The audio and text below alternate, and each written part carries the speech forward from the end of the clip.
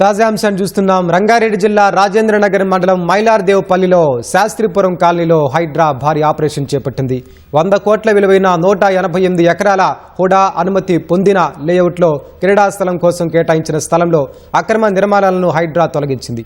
G+3 అంతస్తుల నిర్మాణ దశలో ఉన్న భవనాలు 5ంటిని హైడ్రా తొలగించింది. మరో 2 సింగిల్ రూమ్ నిర్మాణాలను తొలగించింది. 1800 ప్లాట్లకు పైగా ఉన్న ఈ లేఅవుట్ ప్రకారం 6500 గజాల స్థలాన్ని ప్లేగ్రౌండ్ కోసం కేటాయించారు. క్రీడా స్థలానికి కేటాయించిన స్థలమని తెలిసి స్థానికంగా ఉన్న కబ్జాదారులు 3 ఏళ్లుగా నోటరీ మీద ప్లాట్లుగా అమ్మేస్తున్నారు. ఎలాంటి అనుమతులు లేకుండా నిర్మాణాలు చేపడుతున్నారు. వీటికి GHMC గతంలో నోటీసులు సైతం ఇచ్చింది. 2024లో కూల్చేస్తామని స్పీకింగ్ ఆర్డర్లు జారీ చేసింది. అయినా పట్టించుకోకుండా అక్కడ నిర్మాణాలు జరుగుతున్నాయి. ఇదే విషయమై స్థానికులు హైడ్రాకు ఫిర్యాదు చేశారు. దీంతో హైడ్రా అధికారులు GHMC రెవెన్యూ అధికారులతో కలిసి క్షేత్రస్థాయిలో పరిశీలించారు. లేఅవుట్ ప్రకారం ఆ ప్రదేశం క్రీడా స్థలం కోసం కేటాయించిందని నిర్ధారణ చేసుకుంది. నిర్మాణాలు చేపట్టవద్దని హెచ్చరించింది. బుధవారం ఉదయం ఆక్రమణలను హైడ్రా తొలగించింది.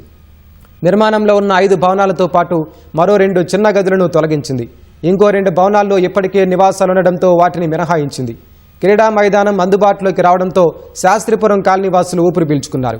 హైడ్రాకు ఫిర్యాదు చేయగానే చర్యలు చేపట్టడం పట్ల హర్షం వ్యక్తం చేశారు. ఆక్రమణలు అడ్డుకుంటే భయపెట్టారని, హైడ్రా రావడంతో క్రీడా స్థలం కాపాడుకోగలిగామని పేర్కొన్నారు.